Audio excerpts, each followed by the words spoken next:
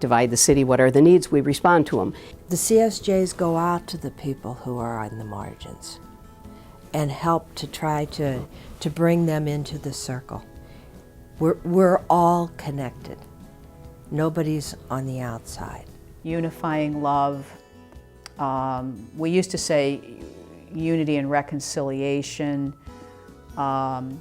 uniting neighbor with neighbor and neighbor with God, but it's definitely about relationship. It's about, I think, bringing people to wholeness.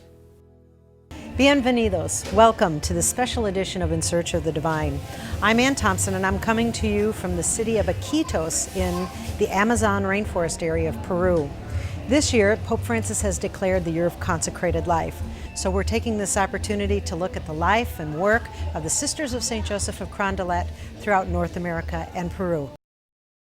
In the New Testament, not a lot of words are spent on Joseph, husband of Mary and foster father of Jesus. He was a carpenter. He stood by a young, pregnant mother rather than see her face social embarrassment or worse. He helped raise her son, and he paid attention to his dreams.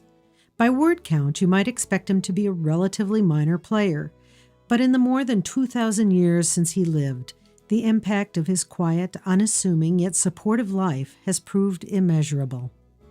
Pope Francis declared a year to celebrate religious life. It's a perfect opportunity to look at the community of Catholic women known as the Sisters of St. Joseph of Carondelet, who have sponsored this program since 2004. In the Middle Ages, women pretty much had three choices: get married, go behind the wall, which meant enter a cloistered monastery, or become a prostitute.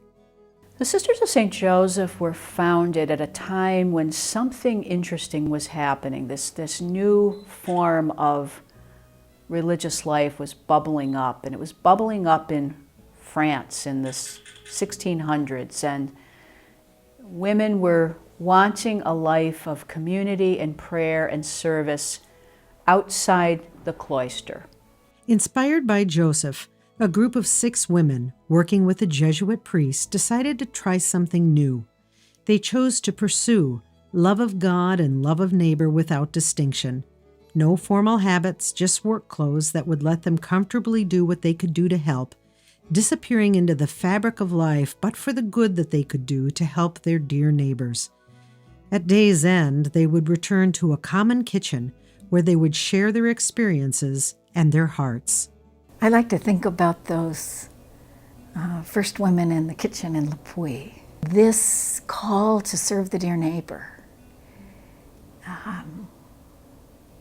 the call to live in community and share the heart, to pray together and go out and live this life of inclusive love. And so they became women who did all the works that women are capable of doing. This divide the city. There are these phrases in our history: divide the city and do the works that women are capable of doing to serve the needs of the neighbor. This was the beginning of the Congregation of the Sisters of St. Joseph, CSJs. The group experienced great growth until the French Revolution forced them to disband. Some sisters left for other countries, some of those who remained were imprisoned, and 7 were guillotined. After the revolution, the sisters regrouped and started again. Their growth was impressive. More women were drawn to this way of life, and bishops from around the U.S. asked this growing community to come to their dioceses, and they went. In 1836, at the request of a Catholic bishop in Missouri, 6 sisters left France for a young and growing United States. They traveled up the Mississippi to St. Louis, settling in the village of Carondelet, 5 miles to the south of St. Louis. As their sisters before them, they divided the city, doing what each woman could do to serve their dear neighbor. Though her work may have taken her far from her Midwest roots, Sister Kathy Crowley's work in social services is still about the dear neighbor. I entered when I was almost 18 years old. And when I look back on that, I think, my Lord, I was really young. I think that I had some sense of wanting to serve God's people. Sister Kathleen is a licensed clinical social worker. We caught up with her in LA, where she works in the pediatric department at Harbor UCLA Medical Center, a county level 1 trauma and teaching hospital in Los Angeles. We've had a case where a mom died on the scene. The little boy was up with us in intensive care. The father was downstairs on the 3rd floor. We brought the father up to lay next to his son on the gurney while that son died. So it's just tragic cases. And the thing for me that I feel, it's, as I said, it's such an honor to be able to enter into people's lives at this time. I think a lot of the work that I have done in the past has been on the macro level, the social justice area, that always has implications for individual people. But at this point, I feel like my work brings me almost full circle as far as being a whole person, because I have to deal with people's feelings of hurt, people's feelings of anger, people's feelings of loneliness, people's feelings, all kinds of feelings are experienced when people are sick. It's a real honor to be able to enter into people's lives at a time when they're really experiencing great stress. It's helpful to be able to speak Spanish, because sometimes they'll see my face and the mom will go kind of like, oh, and then I habla español, yeah. Oh, thank you, gracias. You know? I think in terms of my spirituality, I can kind of see the Blessed Mother more in terms of her heart being pierced. I have more of an understanding of so many moms whose hearts have been pierced. And so it just helps me to have compassion. I think it goes back to that concept of the dear neighbor that I hold so true and so deep. I've been able to see people in their strengths, showing their strengths and showing their weaknesses. I've been able to show my strength and show my weakness. And I think that the thing I am constantly aware of is just how people try as best as they can. Somewhere along the line, I learned the phrase, you know where you stand by the table at which you sit. Who's at that table? And I think my life as a CSJ has allowed me to sit at lots of people's tables. And it has shown me that we're all the same. We are all the same. We all basically have the same values. We want the same thing for our family members as other folks do.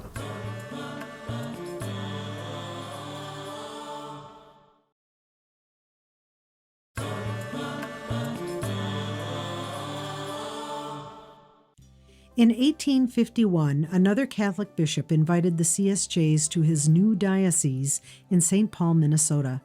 4 sisters traveled by steamboat, reaching the town's icy shores on a cold, early November day. Tradition holds that they opened a school in a log cabin within a week. A year later, the school was converted to a hospital as sisters helped deal with the cholera epidemic. Their work meeting new needs continues today, as Sister Agnes Foley explains. I came from an immigrant family, both my mother and father from Ireland. I lived in the immigrant part of St. Paul. All along, from grade school on through high school, it was what I saw the sisters doing. There is a need, and it was a service thing. You know, it wasn't a job, it was It was, this is what we do. Sister Agnes's own history of the immigrant experience left her with a sensitivity that compels her even today. We say we're a community of support to the immigrant. And what that means is we walk with them. The name of the business is Learning in Style, and we started in 1994, so we are in our 21st year. And the mission is simply, I would say, to provide the best education for the immigrant community. And that means the whole person. But we say we are a community of support to the adult immigrants. Okay, so I think we pretty much have it. You had some good practicing. Okay, so what I want you to do now is, we're going to take a little story about Maria. And do you remember Maria at the beginning of our unit? But the big thing, of course, is the education. And they come needing it, and they come with great enthusiasm and with great dedication. Right now we're about 207, something like that. That's current. By the end of the year, it will be about 450 that have been with us during the course of this 1 year. It's about 4,300 and some over our 20-year history. They come with a variety of backgrounds, and of course the big challenge is extreme difference of backgrounds. Any number are coming with zero education.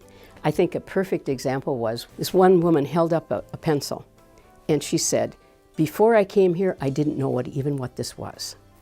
And it's like, wow, she's come a long way. On our registration form, we ask the question, how many years did you go to school in your own country? And a lot of times it says 0. We have English classrooms, we have citizenship classrooms, we have math classrooms, and we have a computer lab, which is like in 2 places.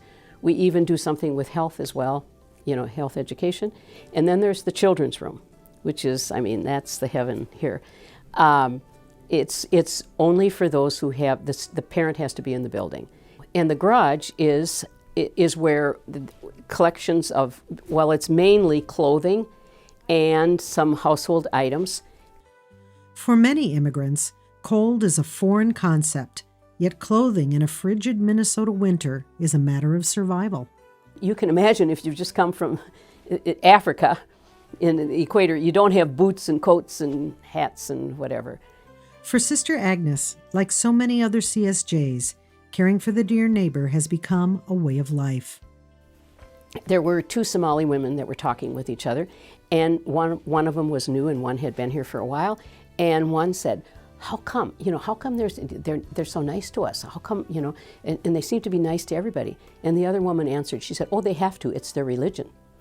So it's sort of like, to me that was, it's like, yes, that, we don't teach religion, but we live it. We live ours. She is, we could say she's. Where is she? She's in the library.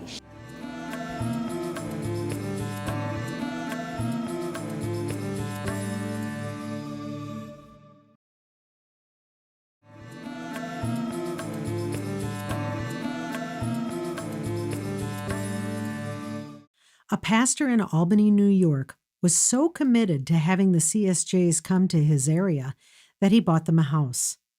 That was in 1855. 3 years later, 6 sisters arrived by train in the middle of a blinding snowstorm to help educate immigrants. Through Sister Diane Zigo, we see that work continuing. How do you get kids talking in class? How do you get them using language? And you saw that before. God wants you to be happy. So it's like a longing to be in a place or to be doing a certain kind of work or having a certain kind of life rhythm. I've learned to pay attention to that. The term we often use is the gift of the Spirit, the gift of the Spirit that is your purpose for being, the mission you're called to, but not mission in a sense of, a job or a task, but your way the Spirit works through you with a particular flavor or stamp. For Sister Diane, that gift of Spirit called her to 2 things: being a CSJ, which took a bit of time before it clicked, and teaching, which was an early passion. One of the things I love about my work at a college is connecting my students with the community. If they're going to be teachers, if they're going to be effective teachers, they have to know their community. I grew up in a place where there was a lot of poverty, and I saw so many of my classmates not knowing they had potential and not knowing they had options. Nobody was nurturing them. And I just remember being angry about that there's an injustice here. I'm still trying to give my students the tools so they can be better than I was. It was all about, how do you give access to everybody? How do you bring everybody into the conversations? Sometimes I think of myself as an electrician who kind of wires people together and sees where, wires could go, and then kind of pulls switches and gets the power running, so that people become connected and connections happen, bringing people into communication, into tradition. And then I see our charism there. How do you bring everyone into the community? How do you bring everyone into relationship and into a neighborhood as participants and peers and equals? It's definitely about relationship. It's about, I think, bringing people to wholeness. Do you want to do a self-assessment? Do you want to do an evaluation of the reading circle? In 1870, 2 pioneer bishops in the West appealed to the CSJs for help. 7 sisters, traveling by train, steamer, and covered wagon, responded by moving into Arizona, California, Washington, and Idaho. Their work continues today with physician Sister Adele O'Sullivan. My father's sister was in our community. I remember the sisters as these joyful, happy women. Sister Adele entered the community straight out of high school and went to pharmacy school. Had medicine been an option at that point, I probably would have. Pharmacy sounded good. I graduated from pharmacy school in 1975. I did that for 5 years, and that was about the time the community was talking about option for the poor. Since their founding, the sisters have been about meeting unmet needs. Though Sister Adele could have worked in just about any beautiful healthcare setting, her commitment to the dear neighbor suggested something else. We'd probably be in the streets with the poor. She asked, and the community supported her going back to school to become a physician. She did it all: small-town doc, rural hospitals, family health centers. We took care of a very underserved population, Guatemalan refugees working the melon fields and the lettuce fields, and a very poor area. And I loved what it was doing. I loved the people I worked with. The clinic was great. Serving the underserved was good, but she was still drawn to those who weren't being served at all, the homeless. I said yes at the time because the community had educated me, and my whole purpose was to serve the poor when I went to medical school. And now I'm being asked to take care of homeless people, and how could I say no? So I went really because I believed it was the right thing to do. It was like crossing a bridge over into something that once you're there, you can't go back, because once you've seen it and met these people and had the opportunity to practice medicine there, I don't want to go back. I don't think I could. It took her into a world that few ever really see. When I first started taking care of these persons experiencing homelessness, it was, I remember seeing people so grateful for that exam room with the mismatched wallpaper and the crabgrass coming through the walls, if somebody would care for them. And I guess it was probably as close to third world as we'll get in the middle of, the United States, in the middle of a big city. If they couldn't get to her, she'd go to them. Had a backpack with some prescription meds, and we'd head out for the parks and any place that people would live in these unimaginable conditions. And so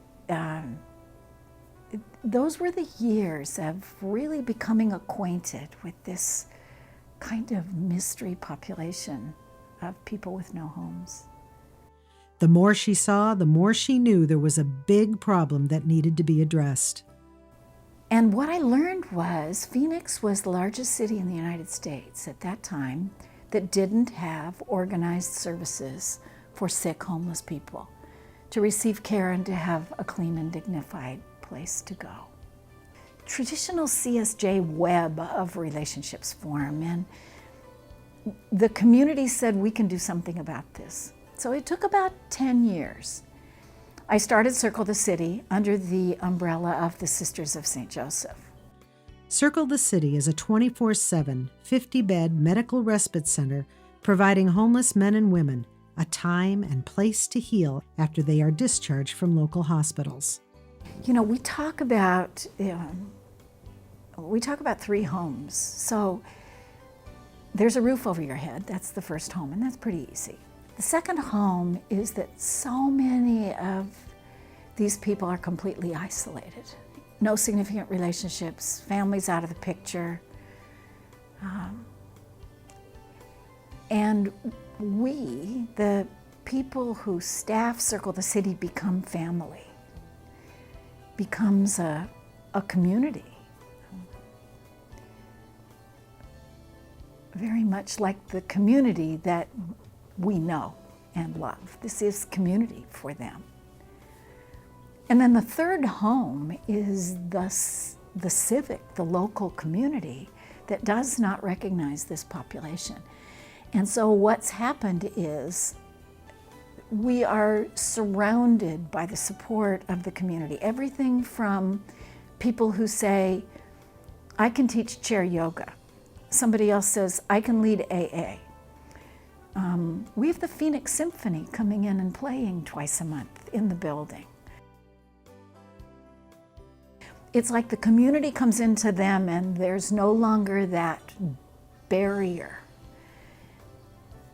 And that fixes homelessness. There's the days when prayer is hard and the days when prayer is easy. And on the days when prayer is hard, I don't have to worry because I just go to work and I walk in that exam room and Jesus is there. I have the privilege of listening to the soul pour out, of taking care of the dirty wounds and cleaning them up, of comforting and consoling. So there's something there it's all one. In addition to the CSJ's 4 continental American provinces of St. Louis, St. Paul, Los Angeles, and Albany, Sisters of St. Joseph of Carondelet and Associates are on 4 continents. Sister Sally Harper is in the Vice Province of Peru. The Sisters of St. Joseph in the Vice Province of Peru are basically in 3 cities. The city of Lima, where we have sisters working in parishes, prison ministry, hospital ministry, with the Conference of Religious, and some teaching that's done, teaching theology, religion in various places. In Tacna, we have a high school and grade school called Faith and Joy School, which has about 1,000 students, and it's a tremendous influence on the students, the teachers, and the parents. And in Iquitos, we're working in a parish that's quite extensive and has a wonderful pastoral plan, diocesan pastoral plan that's applied in the parish, and walking with the people in building church.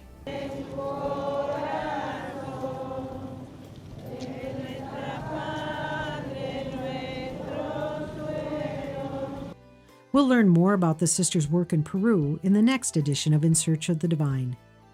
4. Number 4. Do they have called? Okay, Cruz? No way is this anything but the work of God. You know, I mean, first of all, education is a justice issue, and how you treat the stranger, you know, and the stranger or option for the poor. I mean, the gospel is just there. What I expected, I think, was a life of an intimate relationship with God, lived out in community and expressed in ministry. And that has always been there for me. Joseph would be pleased, don't you think? Muchas gracias por su atención con nosotras. Thanks for joining us today. We'll see you next time. Adios.